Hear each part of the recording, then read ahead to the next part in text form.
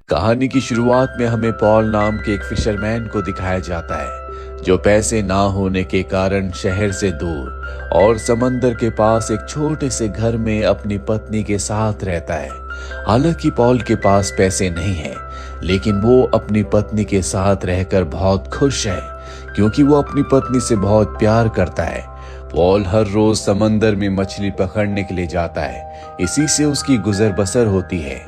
एक दिन जब पॉल समंदर के किनारे मछली पकड़ता है तो ये मछली बहुत अजीब होती है। वो मछली इंसानों की तरह बात कर सकती है। वो पॉल से कहती है कि मुझे समंदर में वापस छोड़ दो, मुझे मत मारना।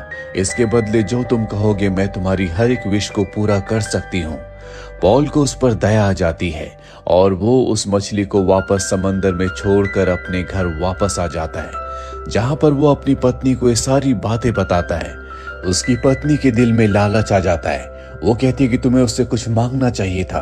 पॉल कहता है कि मेरे पास सब कुछ है, मैं मेहनत से अपने लिए और तुम्हारे लिए 2 वक्त की रोटी का इंतजाम कर सकता हूँ। उसकी पत्नी कहती है कि कल को हमारे बच्चे होंगे, हमारे घर को देखो, हम उन्हें अच्छी जिंदगी नहीं दे सकते, इसीलिए तुम्हें जाकर उस मछली से मांगना होगा। हालांकि पॉल ऐसा नहीं करना चाहता, लेकिन अपनी पत्नी के कहने पर वो समंदर के किनारे जाता है और हिचकिचाते हुए मछली को आवाज देता है। अगले पल मछली उसके सामने आ जाती है। वो पॉल से पूछती है कि तुमने मुझे क्यों बुलाया। पॉल कहता है कि मेरी पत्नी चाहती है कि हमारा घर बड़ा हो जाए, जहां पर खाने पीने की हर एक चीज हो। मछली कहती है ठीक है, ऐसे ही होगा। और जब पॉल अपने घर वापस लौटता है तो सच में उसका घर पहले से बड़ा हो चुका है, जहां पर खाने पीने की हर एक चीज है। पॉल की पत्नी इससे बहुत खुश है। हालांकि पॉल के घर में अब खाने पीने की कोई कमी नहीं है, लेकिन फिर भी वो अपने काम को नहीं छोड़ता। वो समंदर के किनारे मछलियां पकड़ने के लिए जाता है और जो भी मछलियां वो पकड़ता है वो अपने एक दूसरे गरीब दोस्त को दे देता है, क्योंकि उसके 5 बच्चे होते हैं। दरअसल पॉल बहुत ही दयावान है। उसके दिल में किसी तरह का कोई लालच नहीं है और उसकी पत्नी के दिल में लालच पहले से भी ज्यादा बढ़ चुका है।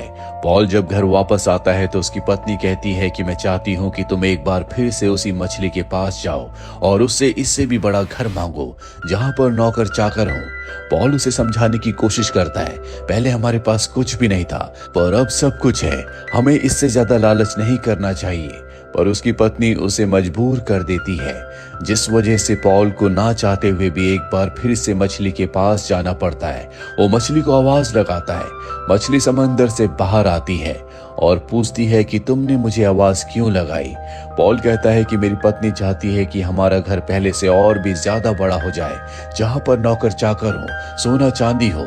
मछली कहती है ठीक है, ऐसा ही होगा। और जब पॉल वापस लौटता है तो देखता है कि उसका घर सच में बहुत बड़ा हो चुका है, जिससे उसकी पत्नी बहुत खुश है। उसके घर में किसी चीज की कोई कमी नहीं है, पर पॉल अब भी मछलियां पकड़ता है क्योंकि जिंदगी भर उसने यही काम किया है। जो भी वो मछलियां पकड़ता है वो अपने दूसरे गरीब दोस्त को दे देता है। एक दिन पॉल की पत्नी कहती है कि मैंने आज शहर से बहुत अमीर कपल को अपने घर पर खाने पर इनवाइट किया है। मैं चाहती हूँ कि अमीर लोगों से हमारी दोस्ती हो। पॉल जब शाम को घर वापस आता है तो वो देखता है कि उसकी पत्नी उसके सर्वेंट से अमीर लोगों के तौर तरीकों को सीख रही है। वो पॉल से कहती है कि जल्दी से तुम अपने कपड़े बदलो और तुम भी इन तौर तरीकों को सीख लो। पॉल कहता है कि जो हमारे जीवन जीने की शैली है उसमें मुझे कोई कमी नहीं दिखती, इसीलिए मैं इन तौर तरीकों में विश्वास नहीं रखता। इससे पहले कि पॉल अपने कपड़े बदलता, वहां पर वो अमीर कपल आ जाता है। उनके सामने पॉल की पत्नी अमीर लोगों की तरह बिहेव करती है। वो अमीर आदमी पॉल की पत्नी का हाथ चूमता है क्योंकि अमीर लोग इसी तरह से बिहेव करते हैं, पर पॉल ऐसा नहीं करता। वो उसकी पत्नी से सिर्फ हाथ मिलाता है और उस अमीर आदमी के कंधे पर हाथ मार के कहता है कि क्या हाल है। पॉल की पत्नी को बहुत एम्बैरेसमेंट होती है। अब इस सब के सब डिनर टेबल में बैठ जाते हैं, जहां पर वो अमीर आदमी बोलता है कि तुम क्या काम करते हो। पॉल उसे सच बताने वाला होता है कि वो फिशरमैन है, पर इससे पहले कि वो बोल पाता पॉल की पत्नी कहती है कि समंदर के रास्ते हम व्यापार करते हैं। पर वो अमीर कपल समझ जाता है कि वो झूठ बोल रही है, इसीलिए उस अमीर आदमी की पत्नी कहती है कि तुम्हारे कपड़ों से और तुम्हारे पति के तौर तरीकों से साफ साफ पता चलता है कि तुम मछुआरे हो और सिर्फ अमीर होने का ढोंग कर रहे हो। ये सुनकर पॉल की पत्नी को बहुत गुस्सा आता है वो उन दोनों को वहां से जाने के लिए कहती है और अब उनके जाने के बाद वो पॉल से कहती है कि उनको पता चल गया था कि हम मछुआरे हैं। पॉल कहता है कि इसमें गलत क्या है, यही हमारी असलियत है। पॉल रात को आराम से सो जाता है पर उसकी पत्नी को पूरी रात नींद नहीं आती। इसीलिए पॉल के उठने के बाद पॉल की पत्नी कहती है कि आज एक बार फिर से तुम उस मछली को बुलाना और उससे कहना कि मुझे यहाँ की महारानी बना दे। दूर दूर तक इनके घर के आसपास कोई नहीं रहता। हालांकि पॉल ऐसा नहीं करना चाहता, लेकिन उसकी पत्नी उसे मजबूर कर देती है और अब पॉल ना चाहते हुए भी एक बार फिर से मछली को समंदर के किनारे जाकर आवाज लगाता है। मछली बाहर आ जाती है और पॉल से पूछती है, तुमने मुझे क्यों बुलाया? पॉल कहता है कि मेरी पत्नी चाहती है कि हमारा एक बहुत बड़ा महल हो जहाँ की वो रानी बन जाए। मछली कहती है ठीक है, ऐसे ही होगा। और अब वो हर रोज की तरह समंदर से मछलियां पकड़कर अपने दोस्त के घर जाता है जिसे वो हर रोज मछलियां देता है। पर आज उसका दोस्त मछलियां लेने से मना कर देता है। वो कहता है कि तुमने मेरी बहुत मदद की है पर अब मैं तुमसे फ्री में मछलियां नहीं ले सकता। पॉल उन मछलियों को लेकर अपने घर वापस आ जाता है जहां पर अब एक बहुत बड़ा महल है, जहां की रानी उसकी पत्नी है, जिसके नौकर चाकर है, सलाहकार है। वो पॉल को नहीं जानते, इसीलिए पॉल को पकड़कर वो उसी की पत्नी यानी कि अपनी रानी के पास ले जाते हैं, जो अब पहले से पूरी तरह से बदल चुकी है। उसके अंदर घमंड आ चुका है, लेकिन पॉल आज भी अपनी पत्नी से बहुत प्यार करता है। उसकी पत्नी कहती है कि मेरे सलाहकारों ने मुझे सलाह दी है कि हमें अपने राज्य को फैलाना होगा, मुझे पूरी दुनिया का सम्राट बनना है। इसीलिए तुम उस मछली के पास दोबारा जाओ और उससे कहो कि मुझे पूरी दुनिया का सम्राट बना दे। पॉल उसे समझाने की कोशिश करता है कि तुम्हें अपने लालच पर काबू पाना होगा। पहले हमारे पास कुछ भी नहीं था, लेकिन अब हमारे पास सब कुछ है। लेकिन उसकी पत्नी उसकी एक बात नहीं सुनती और गुस्से में उसकी मछलियों से भरी बाल्टी को लात मारकर गिरा देती है। पॉल बहुत निराश हो जाता है। वो एक बार फिर से समंदर के किनारे जाता है और मछली को आवाज लगाता है। मछली समंदर से बाहर आती और पॉल से पूछती है कि अब तुम्हें क्या चाहिए। पॉल कहता है कि मुझे तो कुछ नहीं चाहिए, लेकिन मेरी पत्नी चाहती है कि वो बहुत बड़ी सम्राट बन जाए, उसका महल पहले से भी बड़ा हो जाए। मछली कहती है कि ऐसा ही होगा और सच में ऐसा ही हो जाता है। उसकी पत्नी अब इस दुनिया की सबसे बड़ी सम्राट है। उसके बहुत सारे सलाहकार हैं जिनसे वो कहती है कि अब मैं इस दुनिया में सबसे शक्तिशाली हूँ। वहां पर एक प्रीस्ट बैठा होता है जो कहता है कि इस दुनिया में सबसे शक्तिशाली हमारे धर्मगुरु होते हैं, जिनकी बात बड़े बड़े राजा भी मानते हैं। ये सुनकर उसे बहुत गुस्सा आता है। वो अपने पति पॉल को ढूंढ रही होती है, लेकिन पॉल घर वापस नहीं आता। दरअसल वो समंदर के किनारे ही सो गया होता है। इसीलिए वो अपने एक सिपाही को भेजती है जो पॉल को पकड़कर उसके सामने लाता है और अब वो पॉल से कहती है कि तुम उस मछली के पास दोबारा जाओ और उससे कहो कि मुझे ईसाइयों का सबसे बड़ा धर्मगुरु बना दे, ताकि मेरी हर कोई बात माने, बड़े बड़े राजा भी मुझसे सलाह लें। पॉल उसे समझाने की कोशिश करता है कि अब तुम्हारे पास सब कुछ है, तुम्हें अपने लालच को और नहीं बढ़ाना चाहिए, लेकिन वो उसकी एक बात नहीं सुनती और कहती है कि मैं सबसे बड़ी सम्राट हूँ, तुम्हें मेरे आदेश का पालन करना होगा। और अब पॉल एक बार फिर से समंदर के किनारे जाता है जहां पर वो उसी मछली को आवाज लगाता है और मछली से कहता है कि मेरी पत्नी चाहती है कि वो ईसाइयों की सबसे बड़ी धर्मगुरु बन जाए, उसका जो महल है वो इस दुनिया का सबसे बड़ा चर्च बन जाए। मछली कहती है कि ठीक है, ऐसा ही होगा।